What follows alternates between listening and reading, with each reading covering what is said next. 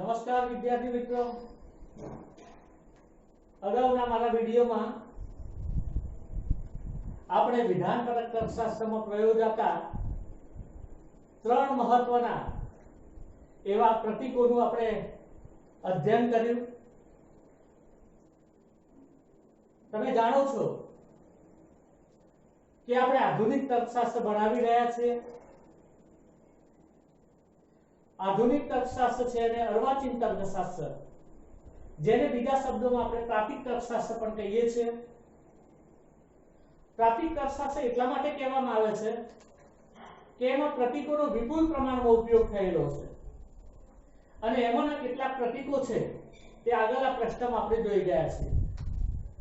તાર્કિક કારકોની સમજ મેળવી, વિધાનપરક અચલની સમજ મેળવી, વિધાનપરક પરિવર્તીની સમજ મેળવી.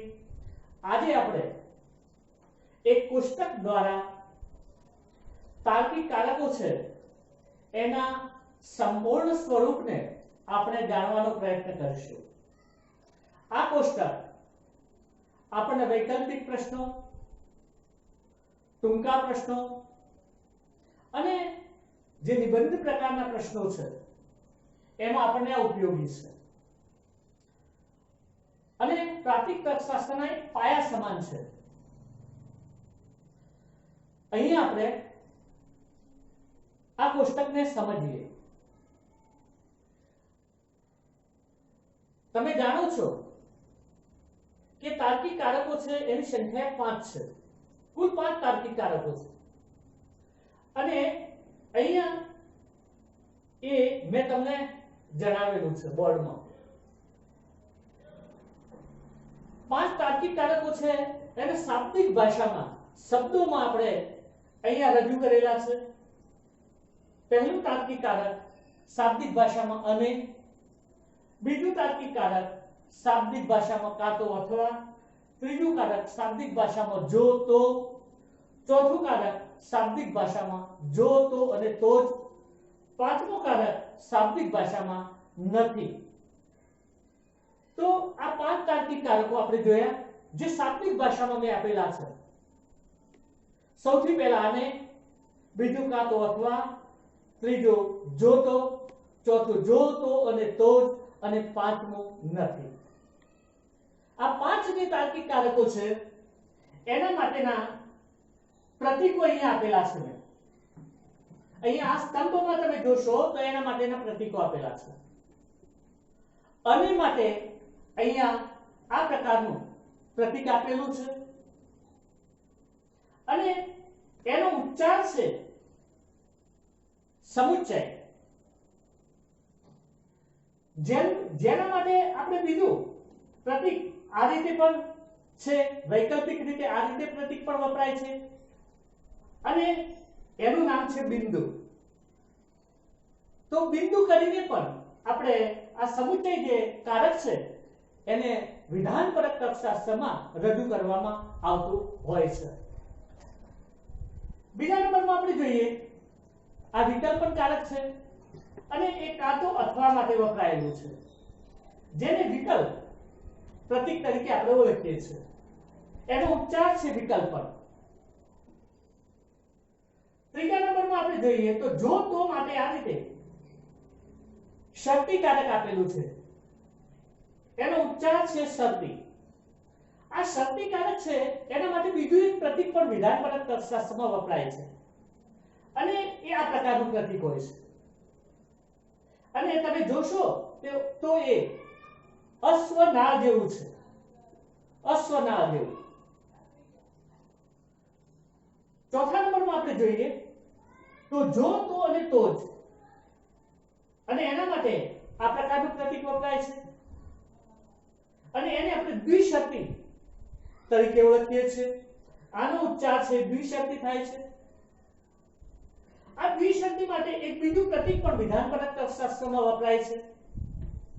એના માટે 3 આડી સમાંતર રેખાઓ છે એનો પણ ઉપયોગ થતો હોય છે. તો અહીંયા અને માટે સમુચ્ચય, કાં તો અથવા માટે વિકલ્પન, જો તો માટે શરતી અને જો તો અને તો જ માટે આ દ્વિશરતી.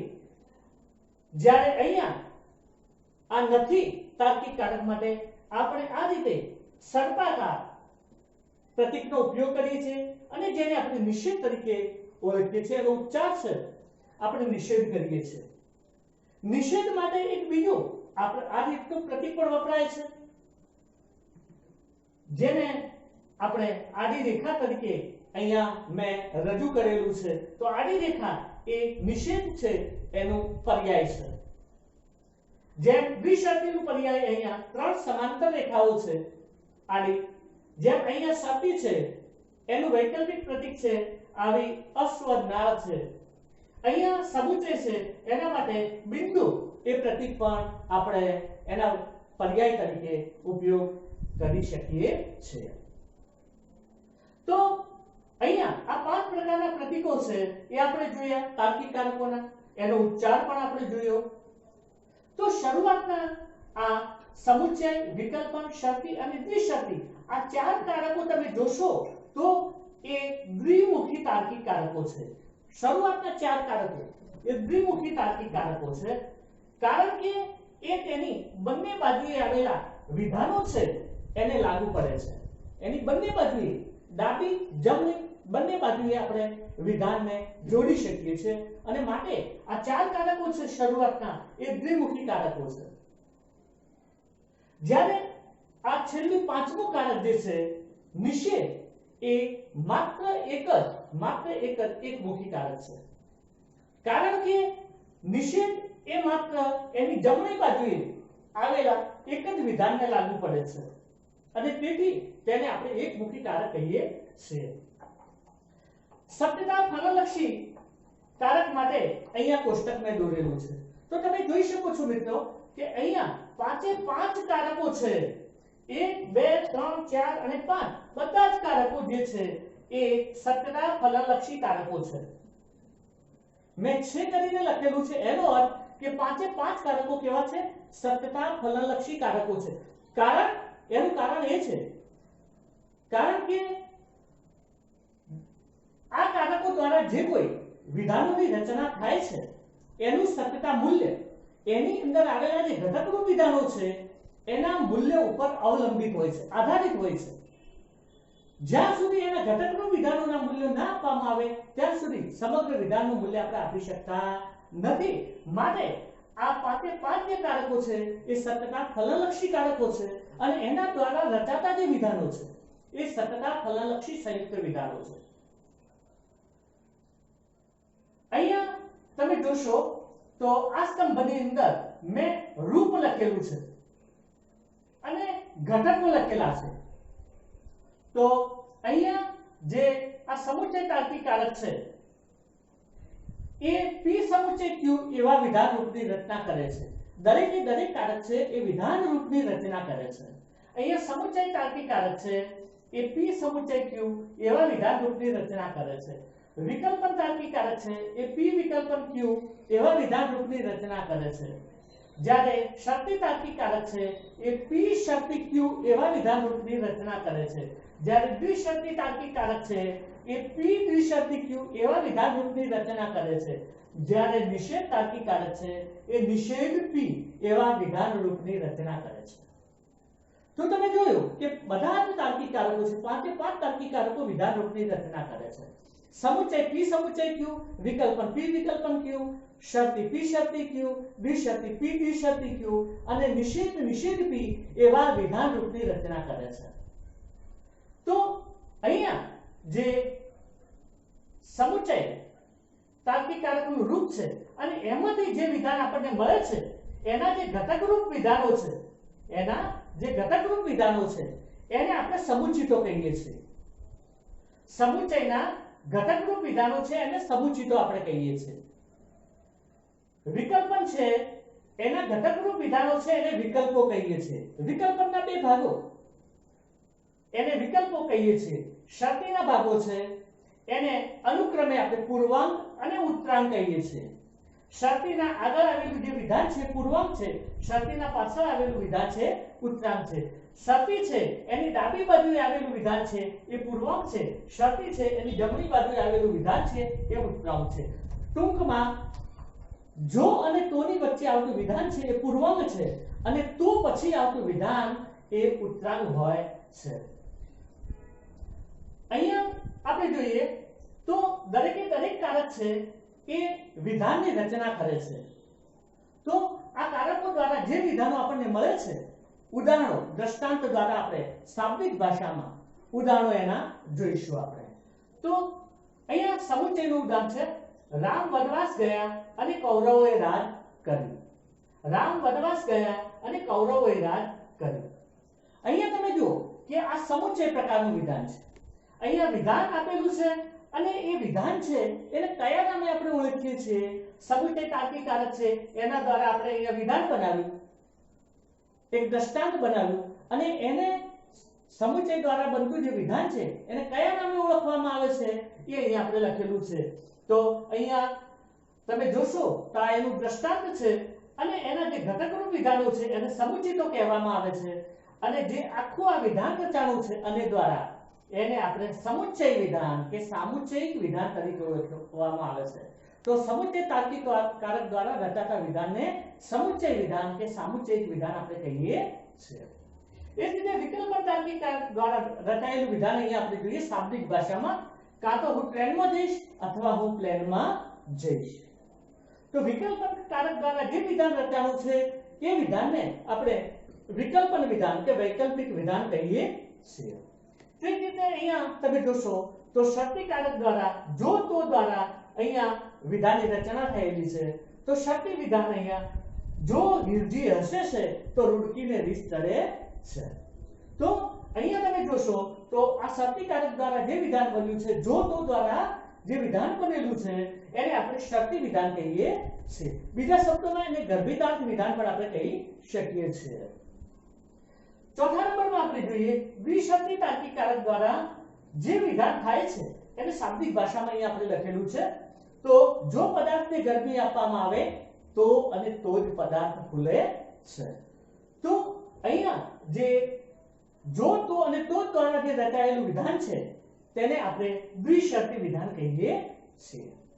અહીંયા જે વિધાનો આપેલા હોય છે એ બંને વિધાનો છે એકબીજાને તાર્કિક રીતે સમમૂલ્ય હોય છે. અહીંયા તમે જોશો તો નિષેધ તાર્કિક કારક દ્વારા અહીંયા જે રચાયેલું વિધાન છે તર્કશાસ્ત્ર અઘરો વિષય નથી. નિષેધનું દ્રષ્ટાંત આપણે આપેલું છે શાબ્દિક ભાષામાં, તર્કશાસ્ત્ર અઘરો વિષય નથી. તો અહીંયા આ જે નિષેધ દ્વારા રચાયેલું વિધાન છે એને નિષેધ વિધાન પણ કહી શકીએ, નિષેધ વાચક વિધાન પણ આપણે કહી શકીએ છીએ. તો આ રીતે પાંચે પાંચ કારકો છે એના દ્વારા જે વિધાનો રચાના છે એને અહીંયા આપણે ઉદાહરણ તરીકે મૂકેલા છે અને તેને કયા નામે ઓળખવામાં આવે છે એ આપણે લખેલું છે. તો સમુચ્ચય કારક દ્વારા જે વિધાન બને છે એને સમુચ્ચય કે સામુચ્ચયિક વિધાન કહેવામાં આવે છે. વિકલ્પન કારક દ્વારા જે વિધાન બને છે એને વિકલ્પન કે વૈકલ્પિક વિધાન કહેવામાં આવે છે. શરતી કારક દ્વારા રચાયેલા વિધાનને શરતી વિધાન કે ગર્ભિતાર્થક વિધાન કહેવામાં આવે છે. દ્વિશરતી કારક દ્વારા રચાયેલા વિધાનને દ્વિશરતી વિધાન કહેવામાં આવે છે. જ્યારે નિષેધકારક જે વિધાનની રચના કરે છે એને નિષેધ વિધાન, નિષેધ વાચક વિધાન, નિષેધ વિધાન તરીકે આપણે ઓળખીએ છીએ. આગળ જોઈએ આ પાંચે પાંચ જે તાર્કિક કારકો છે એના સત્યતા મૂલ્યના નિયમો મેં અહીં આપેલા છે. સંક્ષેપમાં ટૂંકમાં સત્યતા મૂલ્યના નિયમો આપેલા છે. હવે સત્યતા મૂલ્યના નિયમો શા માટે છે? તો આ પાંચે પાંચ તાર્કિક કારકો દ્વારા જે આવા વિધાનોની રચના થાય છે, પછી સંયુક્ત વિધાન હોય કે પછી જટિલ સંયુક્ત વિધાન હોય. સાદા વિધાનનું મૂલ્ય તો સ્પષ્ટ હોય છે. આપણે મૌખિક પણ સાદા વિધાનનું મૂલ્ય આપણે નિશ્ચિત કરી શકીએ છીએ કે સાચું છે કે ખોટું છે. પણ સંયુક્ત અને જટિલ સંયુક્ત વિધાનો હોય જેમાં એકથી વધુ તાર્કિક કારકો આવતા હોય, એકથી વધુ તાર્કિક કારકો આવતા હોય અને એવા વિધાનોનું જ્યારે સત્યતા મૂલ્ય આપણે શોધવાનું હોય ત્યારે આ પાંચે પાંચ તાર્કિક કારકોના સત્યતા મૂલ્યના જે નિયમો છે એને આપણે સમજવા પડે છે, યાદ રાખવા પડે છે. એટલે અહીંયા આપણે આ સત્યતા મૂલ્યના નિયમો છે પાંચે પાંચ કારકોના એને સમજવાનો આ અહીંયા સ્તંભમાં આપણે પ્રયત્ન કરીશું. તો સમુચ્ચય તાર્કિક કારક છે એનો અહીંયા સત્યતા મૂલ્યનો નિયમ છે. સંક્ષેપમાં મેં લખ્યો છે જો બંને સમુચ્ચિતો સત્ય હોય તો જ સમુચ્ચય વિધાન સત્ય બને. જો બંને સમુચિતો સત્ય હોય તો અને તો જ સમુચ્ચય વિધાન સત્ય બને છે, બાકી અસત્ય બને છે. વિકલ્પન તાર્કિક કારકનો સત્યતા મૂલ્યનો નિયમ અહીંયા આપણે જોઈએ તો બંને વિકલ્પો અસત્ય હોય તો જ વિકલ્પન વિધાન અસત્ય બને. જો બંને વિકલ્પો અસત્ય હોય તો અને તો જ વિકલ્પન વિધાન અસત્ય બને છે. શરતી કારકનો સત્યતા મૂલ્યનો નિયમ આપણે જોઈએ. પૂર્વાંક સત્ય હોય અને ઉત્તરાંક અસત્ય હોય તો શરતી વિધાન છે અસત્ય બને છે. એટલે કે જો પૂર્વાંક સત્ય હોય અને ઉત્તરાંક અસત્ય હોય તો અને તો જ શરતી વિધાન અસત્ય બને છે. દ્વિશરતી તાર્કિક કારકનો સત્યતા મૂલ્યનો નિયમ. જો બંને ઘટકરૂપ વિધાનો કાં તો સત્ય હોય અથવા બંને ઘટકરૂપ વિધાનો અસત્ય હોય તો અને તો જ દ્વિશરતી વિધાન સત્ય બને છે, બાકી અસત્ય બને છે. દ્વિશરતીનો સત્તા મૂલ્યનો નિયમ છે બંને ઘટકરૂપ વિધાનો કાં તો બંને સત્ય હોવા જોઈએ અથવા બંને અસત્ય હોવા જોઈએ. બંને સાચા હોય તો પણ દ્વિશરતી વિધાન સત્ય બને. બંને જે દ્વિશરતીના ઘટકરૂપ વિધાનો છે એ ખોટા હોય અસત્ય હોય તો પણ દ્વિશરતી વિધાન સત્ય બને છે, બાકી કેવું બને છે? અસત્ય. એટલે કે બે ઘટકરૂપ વિધાનો હોય અને એમાંથી એક સાચું હોય અને એક ખોટું હોય અથવા તો એક ખોટું હોય અને એક સાચું હોય તો દ્વિશરતી વિધાન છે એ હંમેશા અસત્ય બને છે. અહીંયા આપણે જોઈએ તો આ સત્યતા મૂલ્યના નિયમોને આધારે જે અહીંયા આપણે આકૃતિ દ્વારા પણ આ સત્યતા મૂલ્યના નિયમની રજૂઆત આપણે કરી શકીએ છીએ. એટલે કે એક આકૃતિ દ્વારા પણ ખૂબ જ સુંદર રીતે આ સત્યતા મૂલ્યના નિયમોને આપણે અભિવ્યક્ત કરી શકીએ છીએ, સરળ રીતે સમજી શકીએ છીએ. તમે જોઈ શકો છો અહીંયા કે આ સમુચ્ચય જે કારક છે એ p સમુચ્ચય q એવા વિધાન રૂપની રચના કરે છે અને અહીંયા તમે જોશો તો એની આકૃતિ મેં દોરેલી છે. તો અહીંયા p સમુચ્ચય q એ વિધાન રૂપ છે અને અહીંયા એ બંને જે વિધાનો છે ઘટકરૂપ વિધાનો એને આપણે સમુચિતો કહીએ છીએ અને એ બંને જો સાચા હોય તો સમુચ્ચય વિધાન કેવું બને છે? સત્ય બને છે, બાકી અસત્ય બને છે.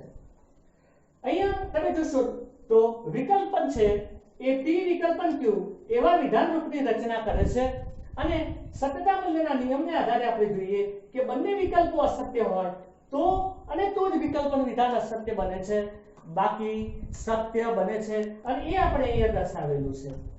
શરતી તાર્કિક કારક છે અને સત્યતા મૂલ્યનો નિયમ અહીંયા આપેલો છે. p શરતી q એવા વિધાન રૂપની રચના કરે છે શરતી તાર્કિક કારક. એટલે એના આધારે એક આકૃતિ આપણે જોઈએ તો અહીંયા આ p છે એ પૂર્વાંકના સ્થાને છે એટલે પૂર્વાંક કહીશું, અહીંયા ઉત્તરાંક કહીશું. અહીંયા પૂર્વાંકના સ્થાને આવેલું વિધાન છે એનું મૂલ્ય સત્ય હોય, ઉત્તરાંકના સ્થાને આવેલા વિધાનનું મૂલ્ય અસત્ય હોય તો અને તો જ આ શરતી વિધાન છે એ અસત્ય બને છે, બાકી સત્ય બને છે. ટૂંકમાં p f હોય તો શરતી વિધાનમાં f થાય. દ્વિશરતી જે તાર્કિક કારક છે અને એ આવા p દ્વિશરતી q એવા વિધાન રૂપની રચના કરે છે અને એની આકૃતિ અહીંયા સત્યતા મૂલ્યના નિયમને આધારે આપણે જોઈએ. તો અહીંયા તમે જોશો કે p દ્વિશરતી q જો બંને ઘટકરૂપ વિધાનો છે p અને q ના સ્થાને મૂકવામાં આવતા બંને વિધાનોના મૂલ્યો જો સાચા હોય તો દ્વિશરતી વિધાન કેવું બને છે? સત્ય. અને જો p દ્વિશરતી q માં બંને ઘટકરૂપ વિધાનો p ના સ્થાને q ના સ્થાને આવેલા વિધાનો છે એના મૂલ્ય બંનેના મૂલ્ય અસત્ય હોવા જોઈએ તો દ્વિશરતી વિધાન કેવું બને છે? સત્ય. બંને ઘટકરૂપ વિધાનો સાચા હોય તો પણ દ્વિશરતી વિધાન સત્ય બને, બંને ઘટકરૂપ વિધાનો ખોટા હોય તો પણ દ્વિશરતી વિધાન કેવું બને? સત્ય બને. પણ જો એક વિધાન સાચું હોય ઘટકરૂપ વિધાન અને બીજું ઘટકરૂપ વિધાન ખોટું હોય, pf હોય કે ft હોય તો દ્વિશરતી વિધાન છે એ હંમેશા અસત્ય બને છે. છેલ્લે આપણે નિષેધ છે અને આ એના સત્યતા મૂલ્યના નિયમને આધારે એની આકૃતિ અહીંયા આપણે દોરી છે. તો અહીંયા નિષેધ છે, નિષેધ p એવું વિધાન રૂપ છે. નિષેધ તાર્કિક કારક નિષેધ p એવા વિધાન રૂપની રચના કરે છે. તો અહીંયા તમે જો કે જો p ના સ્થાને મૂકવામાં આવતા વિધાનનું મૂલ્ય સત્ય હોય તો નિષેધ પી એ વિધાનનું મૂલ્ય કેવું બને છે? અસત્ય બને છે. એટલે કે p નું મૂલ્ય સત્ય હોય તો નિષેધ p નું મૂલ્ય અસત્ય બને છે. એ જ રીતે p નું મૂલ્ય છે એ અસત્ય હોય, p ને સ્થાને મૂકવામાં આવતા વિધાનનું મૂલ્ય અસત્ય હોય તો નિષેધ p નું મૂલ્ય સત્ય બને છે. એટલે કે નિષેધનો જે નિયમ છે, મૂળ વિધાન સાચું હોય તો તેનો નિષેધ અસત્ય બને છે, અને મૂળ વિધાન છે એ અસત્ય હોય તો તેનો નિષેધ સત્ય બને છે. મિત્રો, આ જે તાર્કિક કારકોના જે સત્યતા મૂલ્યના નિયમો છે એ તમને જે વિધાનોનું સત્યતા મૂલ્ય, દલીલોનું પ્રામાણ્ય તપાસવામાં આપણને ઉપયોગી થશે. છેલ્લે હું અહીંયા તમને આ જે તાર્કિક કારકો 5 આપેલા છે, અને કાં તો અથવા જોતો ને તો નથી કે નહીં, આ 5 તાર્કિક કારકો શાબ્દિક ભાષામાં આપેલા છે. અને જે રીતે અહીંયા અને શબ્દનો આપણે ઉપયોગ કર્યો છે, તો સમુચ્ચય માટે અન્ય જે પર્યાય શબ્દો છે એ પણ વપરાય છે. સમુચ્ચય માટે અને શબ્દ માટે પર્યાય રૂપ શબ્દો બીજા પણ વપરાય છે. અહીંયા તમે જોશો તો આ રીતે તમે વિરામચિહ્ન કરીને પણ એનો ઉચ્ચાર અને આપણે કરી શકીએ છીએ. અને માટે પણ, છતાં, જ્યારે, જો, તથા, પરંતુ આવા શબ્દો અને માટે વપરાતા હોય છે, એના પર્યાય છે. એ જ રીતે કાં તો અથવા જે વિકલ્પન કારક છે એના માટે પણ પર્યાય શબ્દો વપરાય છે. એમાં તમે જોશો તો કાં તો, કે, યા, કાં તો, અગર આવા શબ્દો છે એ વપરાતા હોય છે. તો કાં તો, કે, યા, કાં તો, અગર આવા જે શબ્દો છે કે શબ્દ જૂથો છે એ વિકલ્પન તાર્કિક માટે કાં તો અથવા માટે વપરાતા હોય છે. એ જ રીતે અહીંયા તમે જોશો તો નિષેધ માટે, નથી માટે અન્ય પર્યાયરૂપ શબ્દો વપરાય છે. એવું નથી, નહીં, એ સાચું નથી, એ વાત ખોટી છે, એ વાત સાચી નથી, એ વાત ભૂલ ભરેલી છે. આવા અન્ય જે પર્યાયરૂપ શબ્દો છે એ પણ ઉપયોગમાં લેવામાં આવે છે. આ જે મેં તમને કોષ્ટક સમજાવ્યું છે મિત્રો, ખૂબ જ ઉપયોગી છે, પાયારૂપ છે, અને આ તૈયાર કરવાનું છે. આટલું આપણને આવડવું જોઈએ તો આપણને બોર્ડની પરીક્ષામાં જે એક 5 માર્કનો પ્રશ્ન પૂછાય છે, આ 5 કારકો છે અને એમાંથી કોઈ પણ એક પ્રશ્ન પૂછાશે. સમુચ્ચયનો, વિકલ્પનો, શરતી, દ્વિશરતી અને નિષેધ, કોઈ પણ એકનો, અને એ 5 માર્કનો પ્રશ્ન હોય છે. એમાં કોઈ પણ એક કારકનું લક્ષણ, એનું સત્યતા કોષ્ટક અને એના તાર્કિક સ્વરૂપની આપણે સમજૂતી આપવાની હોય છે. એ સિવાય બીજા ઘણા પ્રશ્નો અહીંયા વૈકલ્પિક પ્રશ્નો નાના અહીંયા ઘણા આપણને મળી રહે છે આ કોષ્ટકમાંથી. તો આ કોષ્ટક આપણને ખૂબ જ ઉપયોગી છે, પાયારૂપ છે, અને 100% આપણને આ કોષ્ટક છે એ તૈયાર કર્યા વિના ચાલે તેમ નથી. તો અહીંયા ફરજિયાત કમ્પલસરી દરેક વિદ્યાર્થીએ આ કોષ્ટક તૈયાર કરવું.